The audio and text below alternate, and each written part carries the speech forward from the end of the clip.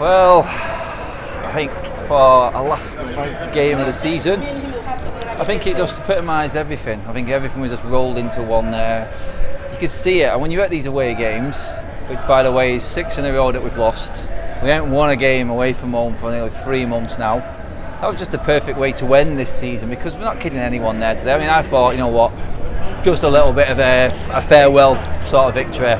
So there was no way I could actually break it down of how we would actually win a game. So I just went, you know what, maybe we'll get something, because Ten Hag was in the stands today with McLaren. And that is the best bit about this game, the fact that he's seen this lot and he's seen what they were and what they're made of, which after that performance again wasn't much, was it? And who are we kidding really? We already know what this team is made of.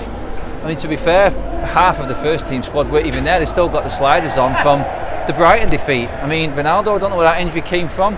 We got beat by Brighton and we've somehow come out having 2 weeks off with more injuries.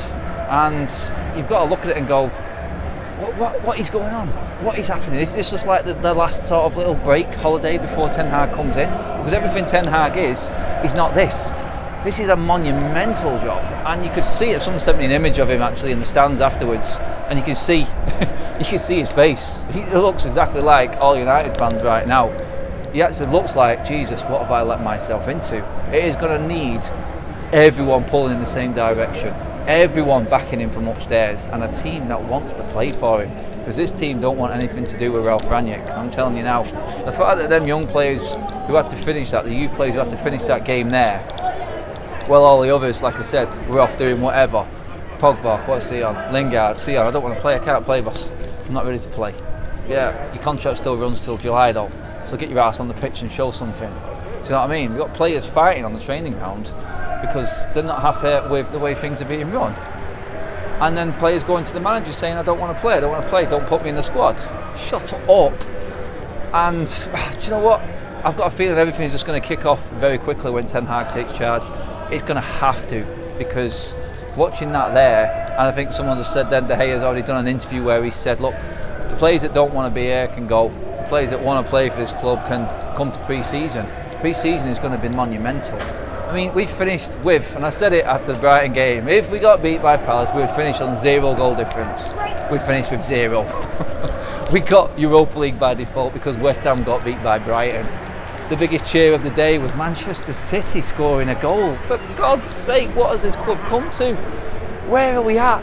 That everything going on off the pitch at other games was more important. I think every single team scored today, apart from one. Guess who that was? Oh yeah, that was us again. I can't remember the last time we scored more than, what was it? I think, the last time we won was the last time we scored more than 2 goals in an away game. It is pitiful. 58 points. 58 points. You know what, Arsenal had nothing to play for today, but they went and banged 5 in. Spurs finished their job off 5. Do you know what I mean? We're looking at it next season, we're going, and someone asked me before, what is next season? What is a good season? Well, I think top 4 is overachieving for this team. Yeah, we're going to get investment. Yeah, we're going to get new players in. It's going to be a new start. Everything about it is going to be different. Yes. But we're forgetting about everyone else. We're forgetting about Newcastle and the run they've been on. 3rd best team in the league since Eddie Howe's come in. Yeah, they invested, but they're going to invest more. You've got them, you've got Villa who are going to invest. Let's not forget the other teams that are above us. Like I said in the road trip, like I said, Arsenal 5-1, Spurs 5-0. They're above us. And then you've got Chelsea, Liverpool and City. So top 4 is an overachievement for this team and where we're at. For the amount of players that are leaving, yeah, that would be a good result if we managed to get top 4. It would be a monumental result if we got top 4 next season. But this is what you got to say there now is, on paper, the worst season that we've had in the Premier League.